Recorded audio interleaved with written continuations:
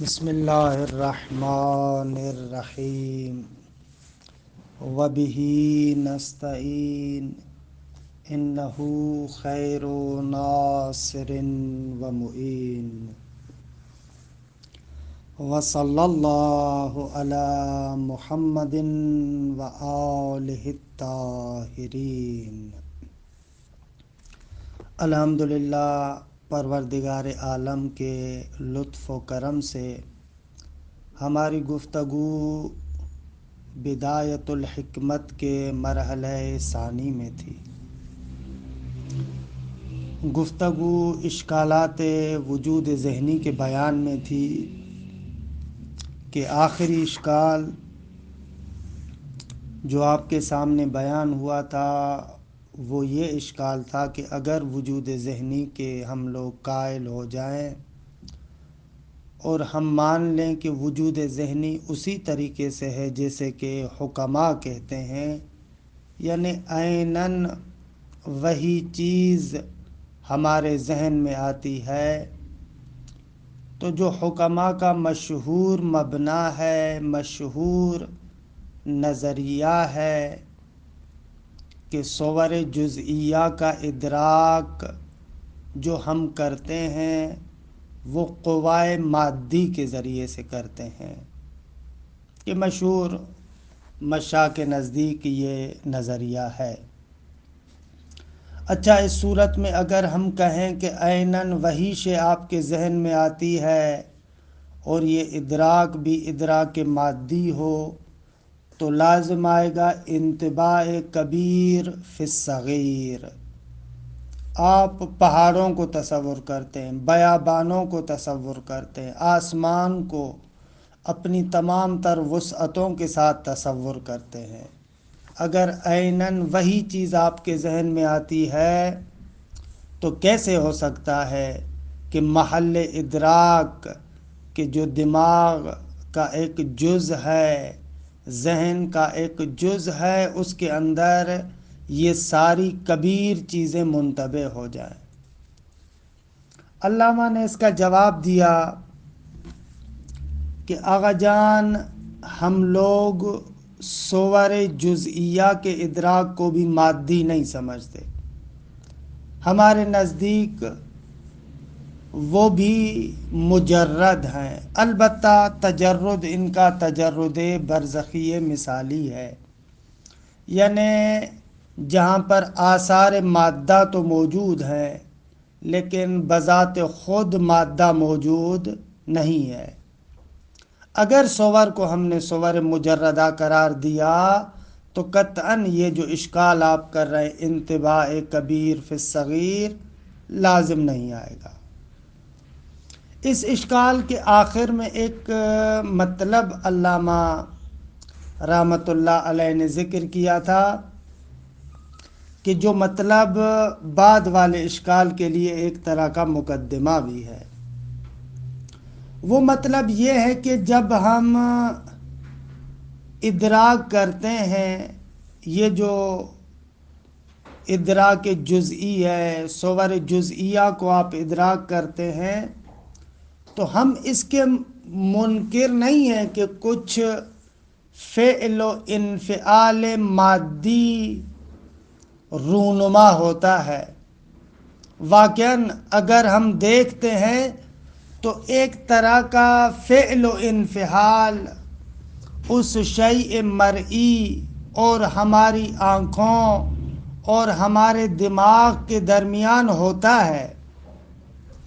حالا چاہے آپ خروج شعاع کو کہیں یا انطباع صورت کو کہیں، کہ یہ مختلف جو نظریات ہیں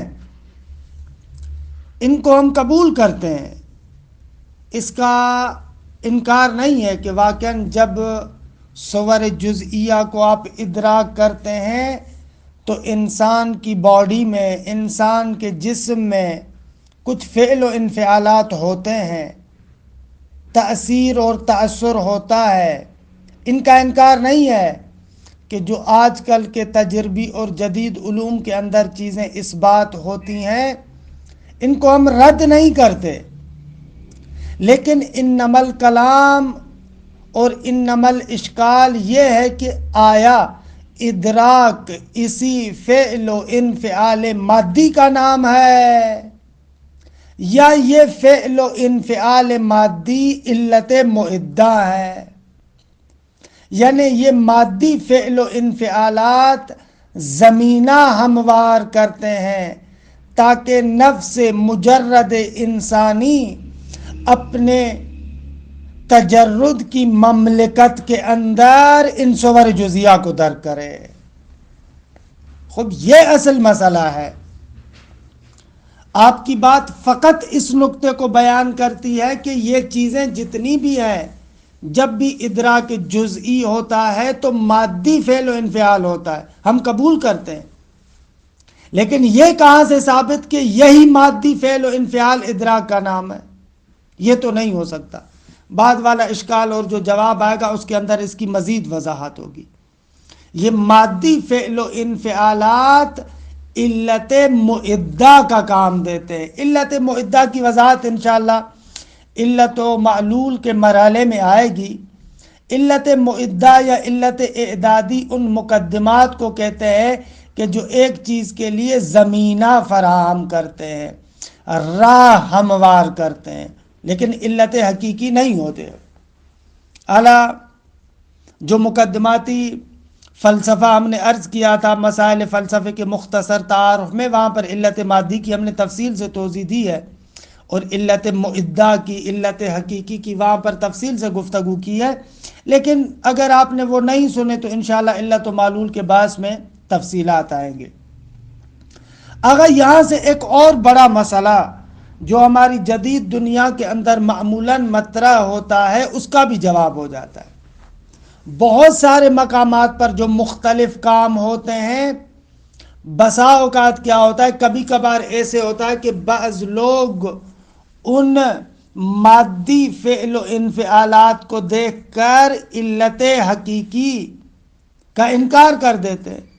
مثلاً حتیٰ کہ یہ جو مثلاً بارش ہوتی ہے تو وہاں پر کون سے مادی فعل و انفعالات ہوتے ہیں، کیسے بخار بنتا ہے، کیسے بخار اوپر جاتا ہے، کس طریقے سے پھر ان پر جب دباؤ پڑتا ہے تو پھر ان بخارات سے کس طریقے سے پانی نکلتا ہے، واہ واہ واہ واہ۔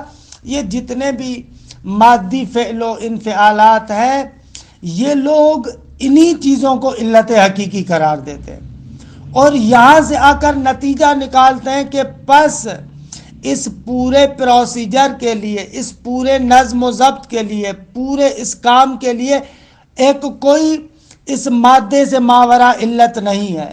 دوسرے لفظوں میں بقول ان کے پھر خدا نہیں ہے۔ یہ لوگ ایسے کہتے ہیں۔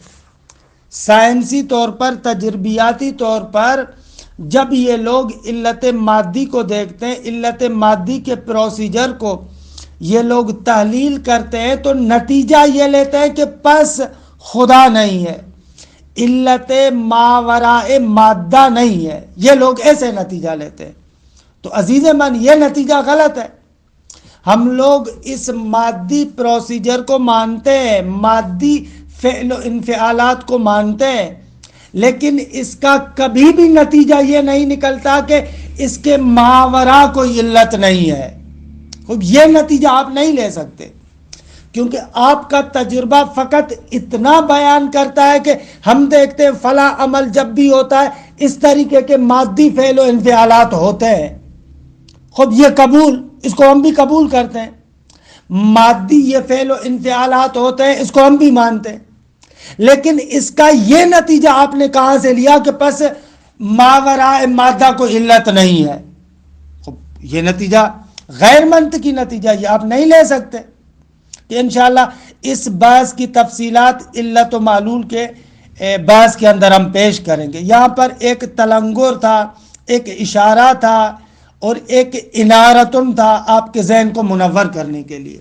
باقی تفصیلات انشاءاللہ علت و معلول کے بحث میں عرض کریں گے۔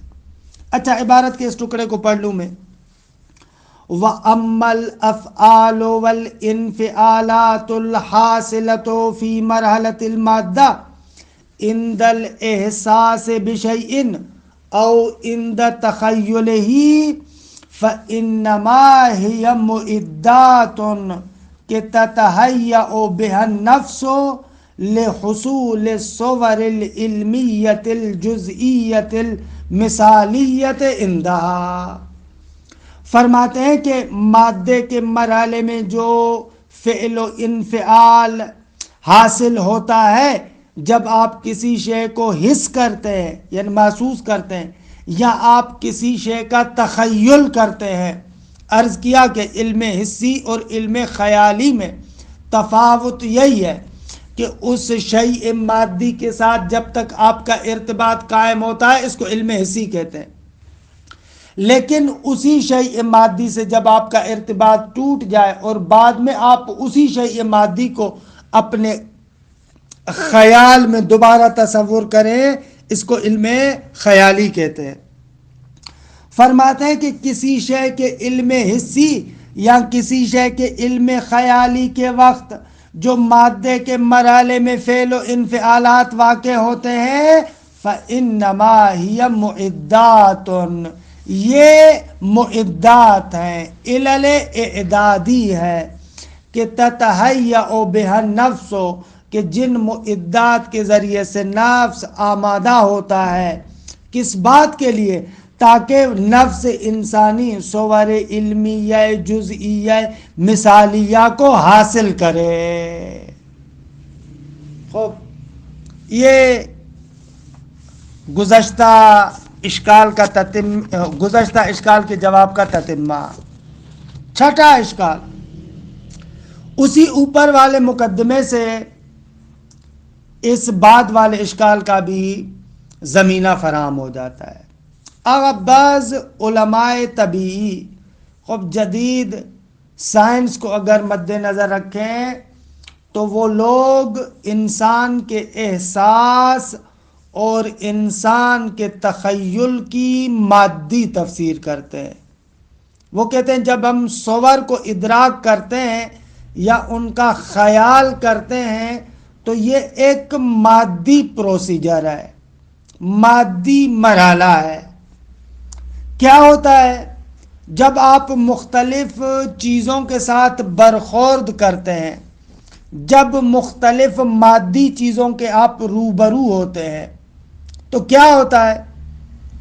اس برخورد اور روبرو ہونے کی وجہ سے ان مادی چیزوں کی تأثیر آپ کی مختلف قوا اور آپ کی مختلف قوتوں پر ہوتی ہے۔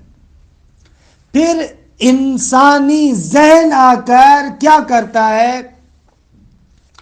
ان مختلف چیزوں کو ایک دوسرے کے ساتھ نسبت سنجی کرتا ہے، ان کی خصوصیات کو مد نظر رکھتا ہے، اور اس خصوصیت کی وجہ سے اور ان نسبتوں کی وجہ سے انسان کیا کرتا ہے؟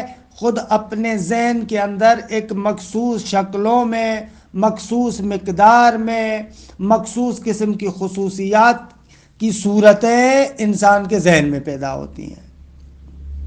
یہ کلن مادی پروسیجر ہے، یہاں پر اور کچھ بھی نہیں ہے، کوئی مجرد وغیرہ کوئی بھی چیز نہیں ہے، کہ تقریباً اس کی وضاحت ہو چکی میں نے جو عرض کیا آپ کی خدمت میں۔ الاشکال السادس ان علماء الطبیعہ، علماء طبیعت مثلا کیمسٹری اور فزکس وغیرہ یہ جتنے بھی جدید علوم ہیں ان کے جو ماہرین ہیں بینو، انہوں نے بیان کیا ہے۔ کیا بیان کیا ہے؟ یہ بیان کیا ہے کہ ان الاحساس والتخیل، یہ جو احساس اور تخیل ہے یہ کیسے ہے؟ بے حصول صور الاجسام المادیہ، وہ ایسے ہے کہ اجسام مادیہ کی صورتیں حاصل ہوتی ہیں بما لہا من النسب والخصوصیات الخارجیہ، اس اعتبار سے کہ جو ان کی نسبتیں ہیں یا جو ان کی خصوصیات خارجیہ ہیں وہ صور اجسام مادیہ حاصل ہوتی ہیں۔ کہاں پر؟ فی الاعضاء الحاسہ، جو آپ کے احساسات ہیں، جو آپ کے اعضاء حس کرنے والے، ان میں وہ صورتیں چھپتی ہیں۔ مثلا اگر آپ دیکھتے ہیں تو آپ کے پہلے مرحلے میں آنکھوں میں وہ صورت چھپتی ہے، اور اس کے بعد کیا ہوتا ہے؟ اس کے بعد وَإِنْتِقَالِهَا إِلَى الدِّمَاغ، اگر احساس اور تخیل ایسے حاصل ہوتا ہے کہ صور اجسام مادیہ حاصل ہوتی ہیں اعضائے حاسہ میں، پھر وہاں سے منتقل ہوتی ہیں دماغ کی طرف، ما لہا من التصرف فیہا، ساتھ اس کے جو اس کے لیے ہے من التصرف، تصرف کرنا، فیہا ان صور کے اندر، ساتھ میں وہ جو انسان کا دماغ، انسان کی قوہ حاسہ جو اس کے اندر تصرف کرتی ہے وہ اپنی جگہ پر ہے، بحسب طبائع الخاصہ، اپنی خاص طبیعتوں کے اعتبار سے، درست ہے۔ والانسان ينتقل الى خصوصیت مقادیرها وابعادها واشکالها، پھر انسان منتقل ہوتا ہے ان کی مقدار کی خصوصیتوں کی طرف، ان کے مختلف ابعاد کی طرف، اشکال کی طرف منتقل ہوتا ہے، بنوع من المقایسۃ بین اجزاء الصورۃ الحاصلۃ عنده، پھر کیا کرتا ہے کہ وہ صور کے اجزاء جو اس کے پاس حاصل ہوتے ہیں، ان اجزاء صور کے اندر کیا کرتا ہے، وہ صورتیں جو اس کے پاس حاصل ہوتی ہیں ان کے اجزاء کے درمیان مقایسہ کرتا ہے، الحاصلۃ عنده علی ما فصلوه فی محلہ، جس طریقے سے ان لوگوں نے بڑی تفصیلات اپنے مقام پر ذکر بھی کیا۔ وَمَعَ ذَلِكَ لَا مَجَالَ لِلْقَوْلِ بِحُضُورِ الْمَاهِيَّاتِ الْخَارِجِيَّةِ بِأَنفُسِهَا فِي الْأَذْهَانِ، اب ان باتوں کے بعد کوئی مجال اور کوئی مجوز نہیں ہے، کوئی بات نہیں رہ جاتی کہ آپ آئیں اور آ کر کہیں کہ وہ عیناً ماہیات خارجیہ آپ کے ذہن میں آتی ہیں، ناغا جب اشیاء خارجیہ کے ساتھ آپ برخورد کرتے ہیں تو ان کی تأثیرات آپ کی قوہ حسیہ پر ہوتی ہے، پھر ان قوہ حسیہ سے وہ چیزیں منتقل ہوتی ہیں انسان کے ذہن کی طرف، وہاں پر انسان کا ذہن اپنا ان کے اندر کام کرتا ہے، یہ کرتا ہے، وہ کرتا ہے، کیا نہ وہ تفصیلات جو اپنی جگہ پر ان لوگوں نے ذکر بھی کی ہے، اور کسی حد تک ان تفصیلات کو مرحوم علامہ نے اصول فلسفہ میں اور آغا مطہری نے اس کے حواشی میں بھی ذکر کیا ہے۔ خب بس عیناً وہی ماہیت خارجی آپ کے ذہن میں آئے، یہ بات درست نہیں ہے۔ والجواب عنہ، علامہ فرماتے ہیں کہ بابا دیکھیں، ہم نے پہلے بھی عرض کیا کہ فعل و انفعال مادی کے ہم منکر نہیں ہیں، جب علم بالجزئیات حاصل ہوتا ہے تو مادی طریقے سے یہ تأثیر و تأثر انسان کی باڈی اور انسان کے اپنے حسیات میں ہوتا ہے، اس کے منکر نہیں ہے، اس میں کوئی شک نہیں ہے۔ لیکن آغا ہم نے عرض کیا کہ یہ معدات ہے، یہ معدات ہے، زمینہ ساز ہیں کہ ماہیات خارجیہ اپنے وجود مثالی کے اعتبار سے آپ کے ذہن کے اندر پیدا ہوں۔ اصل یہ نقطہ ہے کہ اس نقطے کو سمجھنے کی ضرورت ہے۔ جب بھی ادراک ہوتا ہے، یہ جتنی بھی علل مادیاں ہیں، یہ فعل و انفعال مادی، یہ علت معدہ کا کام دیتا ہے، لیکن یہ فعل و انفعال ادراک نہیں ہے۔ ادراک وہ صور جزئیہ مثالیہ ہیں جو آپ کے نفس کے اندر پیدا ہوتی ہیں، اور وہ عیناً وہی ہیں جو خارج کے اندر موجود ہیں۔ دوسرے لفظوں میں ایک شے جو وجود خارجی کے اعتبار سے خارج میں موجود ہے، اس شیء مادی کی ماہیت مفہومی اپنے وجود مثالی اور برزخی کے ساتھ آپ کی قوہ خیال کے اندر پیدا ہوتی ہے۔ یعنی اگر میں اس عبارت کو تھوڑا سا اور کھول کے بیان کروں تو مثلا جیسے آپ دیوار کو دیکھتے ہیں نا، خب جیسے ہی آپ نے برخورد کی دیوار کے ساتھ، یہاں پر فعل و انفعال مادی اپنی جگہ پر ہوتا ہے، لیکن اس انفعال کی وجہ سے یہ قدرت نے ایسا قانون رکھا ہے انسان کی اپنی باڈی کے اندر کہ جیسے ہی میں اس مادہ خارجی کے ساتھ، دیوار کے ساتھ برخورد کرتا ہوں تو میرا نفس آمادہ ہو جاتا ہے کہ خود نفس کے اپنے مملکت کے اندر عیناً اسی دیوار جیسی صورت، بلکہ یہی دیوار اپنے وجود مثالی کے ساتھ، اپنی ماہیت مثالی کے ساتھ میرے نفس میں پیدا ہوتی ہے۔ ادراک کس طریقے سے ہوتا ہے؟ اگر آپ کی بات کو مان لیا جائے کہ ادراک فقط اس فعل و انفعال مادی کا نام ہے، یہ تو پھر وہی سفسطہ ہو جائے گا۔ اصلاً سوال ہم کریں گے یہ جو فعل و انفعال مادی ہے، یہ جو تأثیر و تأثر میری اعضاء پر اور میری باڈی پر ہوتا ہے، خوب اگر اس تأثیر و تأثر کو ادراک کی کہا جائے تو پھر ہم آپ سے سوال کرتے ہیں کہ یہ تأثیر و تأثر عیناً اس شیء خارجی کو کیسے دکھاتا ہے؟ اگر اس چیز کا نام ہے تو عیناً یہ تأثیر و تأثر اس شیء خارجی کو نہیں دکھا سکتا۔ ایک شیء مادی دوسری شیء مادی کو تو نہیں دکھاتی نا، عیناً اس کے لیے کیسے آئینہ بن سکتی ہے؟ خوب یہ تو سفسطے کے قول سے بھی بدتر قول ہے۔ والجواب عنہ، فرماتے ہیں اس اعتراض کا جواب، انما ذکروہ من الفعل والانفعال المادی عند حصول العلم بالجزئیات فی محل ہے۔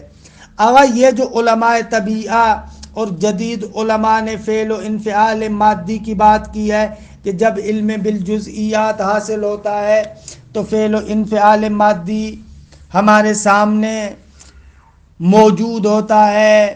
خوب اس رودات کا ہم انکار نہیں کرتے، انما ذکروہ فی محل ہے، یہ باتیں اپنی جگہ پر درست، لیکن هذه الصور المنتبئة المغايرة للمعلومات الخارجية ليست هي المعلومة بالذات، لیکن یہ صور منتبعہ جو آپ کے قوہ حاسہ کے اندر منتبع ہوتی ہیں اور مغایرت رکھتی ہیں معلومات خارجیہ کے ساتھ، یہ عیناً معلوم بالذات نہیں ہے، بل ہی معدات، بلکہ یہ جو صور اور یہ جو تأثیرات آپ کے حواس پر ہوتی ہیں یہ معدات ہیں، علل اعدادی ہیں، تو حی النفس، یہ چیزیں نفس کو آمادہ کرتی ہیں کس بات کے لیے؟ لحضور الماہیات الخارجیت عندہا بوجود مثالی غیر مادی، یہ چیزیں انسان کے نفس کو آمادہ کرتی ہیں کہ ماہیات خارجیہ حاضر ہو جائے نفس کے اندر اپنے وجود مثالی غیر مادی کے ذریعے سے۔ وَإِلَّا، اگر آپ اس بات کو نہ مانیں تو لازمت سفسطہ لازم آئے گا، عین اور ذہن کا ارتباط آپ کو کاٹنا پڑے گا۔ کیوں آگا؟ اس لیے کہ لمکان المغایرت بین الصور الحاصلت فی اعضاء الحس والتخیل وبین ذوات الصور، اس لیے کہ آگا وہ صورتیں جو اعضاء حس اور تخیل میں حاصل ہوتی ہیں ان کے مابین اور جو حقیقی ذوات صور ہیں جو خارجی ہیں ان کے مابین مغایرت پائی جاتی ہے، جدائی پائی جاتی ہے۔ کیسے ہو سکتا ہے کہ ایک جدا اور مغایر چیز عیناً بالکل جدا اور مغایر چیز کو دکھائے اور عیناً اسی طریقے سے دکھائے؟ بل ھذا من اقوى الحجج على حصول الماہیات بانفسها عند الانسان بوجود غیر مادی، بلکہ یہ انشاءاللہ ہم بعد میں بھی ذکر کریں گے اور ثابت کریں گے کہ اصلاً ادراک جو انسان درک کرتا ہے السنخ تجرد ہے، مجرد ہے، انشاءاللہ ہم بعد میں ذکر کریں گے۔ کہتے ہیں کہ یہ اقوا حجج میں سے ہے، قوی ترین دلیل ہے اس بات پر کہ ماہیات جو بذات خود انسان کے پاس حاصل ہوتی ہیں یہ قوی ترین دلیل ہے بے وجود غیر مادی، وجود غیر مادی پر، کہ بالآخر ہمارے پاس ایک شیء مجرد بھی ہے۔ فَإِنَّ الْوُجُودَ الْمَادِيَّ لَهَا كَيْفَ مَا فُرِضَ، اگر ان صور کے لیے ماہیات کے لیے جو وجود مادی ہے آپ کسی بھی طریقے سے فرض کریں، لم يخلو ان مغایرت ما بین الصور الحاصلہ و بین الامور الخارجیت ذوات الصور، اگر وہ صورتیں جو آپ کے ذہن میں حاصل ہوتی ہیں اور وہ امور خارجیہ جو ذات صور ہے ان کے درمیان بہرحال مغایرت پائی جاتی ہے۔ وَلَازِمُ ذَلِكَ السَّفْسَطَةُ ضرورتاً، اور اس بات کا لازمہ یہ ہے کہ بداہتاً یہاں پر سفسطہ ہونا چاہیے۔ بہرحال یہ علامہ کا بیان کہ خوبصورت بیان ہے۔ آخری اشکال، اور بس اس طریقے سے وجود ذہنی کے بارے میں تمام ہو جائے گی۔ آخری اشکال یہ ہے کہ اگر وجود ذہنی کو قبول کر لیا جائے تو ایک ہی شے کلی بھی ہو اور جزئی بھی ہو، اور ایک ہی شے کا کلی اور جزئی دونوں ہونا خوب دیگه کیا ہے؟ محال ہے۔ مثلا جیسے ہی آپ ماہیت انسان کو تعقل کرتے ہیں، خب ماہیت انسان مفہوم کلی ہے، ایک سے زیادہ چیزوں پر قابل صدق ہے، اور دوسری جانب سے آپ کہتے ہیں کہ یہ ایک صورت ہے جو نفس انسانی کے لیے حاصل ہے۔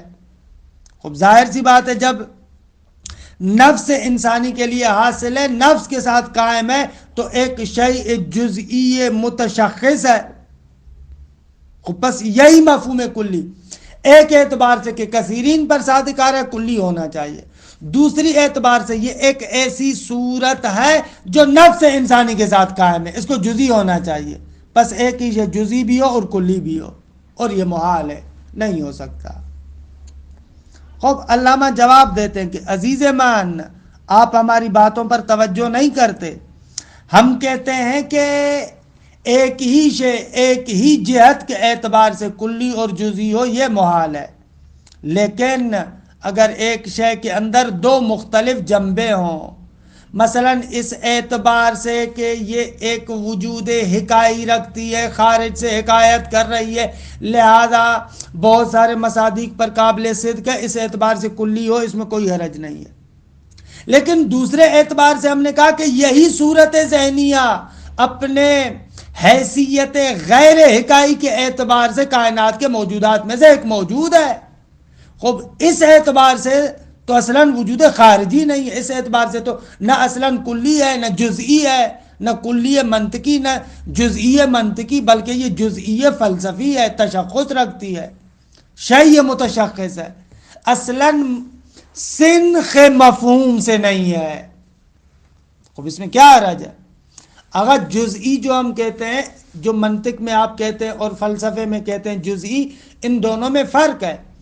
جزئی جو منطق میں کہتے ہیں وہ جزئی مفہوم کے اعتبار سے، یعنی ہے سے حکائی کے اعتبار سے، لیکن فلسفے میں جو ہم جزئی کہتے ہیں یعنی ایک شیء متشخص کہ اس کے اندر ہے سے حکائی کو مد نظر نہیں رکھتے، ہے سے تشخص کو مد نظر رکھتے ہیں۔ یہاں پر مستشکل ایک مفہوم منطقی اور حکائی اور ایک شیء وجودی کے اندر خلط کر رہا ہے، لہذا یہ اشکال لازم آ رہا ہے۔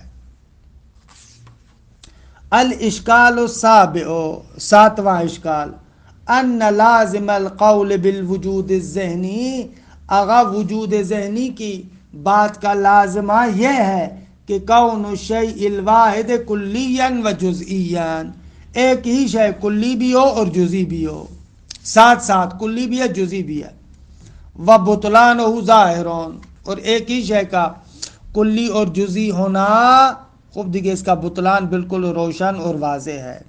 بیان الملازمہ، کیسے لازم آتا ہے بھائی؟ اگر ہم وجود ذہنی کے قائل ہو جائیں تو کیسے لازم آتا ہے؟ اس کا بیان، ان ماہیت الانسان المعقولہ، انسان کی ماہیت کے المعقولہ جس کو آپ نے تعقل کیا ہے، مثلا من حیث تجویز العقل صدقها علی کثیرین کلیۃ، اس اعتبار سے کہ عقل جائز قرار دیتا ہے کہ یہ ایک سے زیادہ چیزوں پر صادق ہے، اس اعتبار سے یہ کلی ہے۔ ومن حیث حصولها لنفس عاقلها الشخصیہ وقیامها بها جزئیۃ متشخصۃ بتشخصها، اور اس اعتبار سے کہ یہ ماہیت معقولہ نفس انسان کے لیے حاصل ہے، ومن حیث حصول، اس اعتبار سے کہ یہ ماہیت معقولہ جو حاصل ہو رہی ہے لنفس عاقلها، خوب عاقل کے نفس کے لیے حاصل ہو رہی ہے، حالا وہ نفس عاقل، وہ نفس کے جو شخصی ہے، درست ہے، وقیامها بها، اور اس ماہیت معقولہ کا قائم ہونا بها، اس نفس شخصیہ کے ساتھ، اس اعتبار سے ومن حیث فلا جزئیۃ متشخصۃ بتشخصها، جزئی ہے، متشخص ہے اسی نفس متشخصہ کے تشخص کی وجہ سے. جب نفس اور اس کی جو قوت عاقلہ ہے وہ ایک شیء متشخص ہے تو اس کی جو صفت ہے اور اس کے لیے جو عرض ہے جو اس کے ساتھ قائم ہے اس کو بھی متشخص ہونا چاہیے. بس اس اعتبار سے اس کو کیا ہونا چاہیے؟ جزئی ہونا چاہیے. متمیزۃ من ماہیت الانسان المعقولہ لغیر تلک النفس من النفوس. یہ متمیز ہے، جدا ہے اس ماہیت انسان سے کہ جس کو آپ نے تعقل کیا ہے اور کسی اور نفس کے اندر موجود ہے، اس سے یہ جدا ہے. یعنی جس صورت ذہنیہ کو آپ نے تصور کیا ہے اور آپ کے نفس کے ساتھ قائم ہے، وہ صورت ذہنیہ جدا ہے اس صورت ذہنیہ سے جو میرے ذہن میں ہے، جو میرے نفس کے ساتھ قائم ہے. پس فہیہ کلیۃ و جزئیۃ معاً. پوری بات کا نتیجہ یہ نکلے گا کہ ایک ہی شے کلی بھی ہو اور جزئی بھی ہو. والجواب عنہ ان الجہت مختلفۃ. اگر آپ خلط کر رہے ہیں جہات مختلف ہیں. فہی من حیث انہا وجود ذہنی مقیس الی الخارج. اس اعتبار سے کلیت. اگر اس اعتبار سے کہ یہ ماہیت معقولہ وجود ذہنی ہے اور اس کی نسبت ہے خارج کی طرف، الی مقیس الی الخارج یعنی وہی وجود حکائی، اس اعتبار سے خوب کلی ہے. تقبل الصدق علی کثیرین. خوب کثیرین پر قابل صدق ہے. لیکن ومن حیث انہا کیفیت نفسانیت من غیر مقایست الی الخارج جزئیت.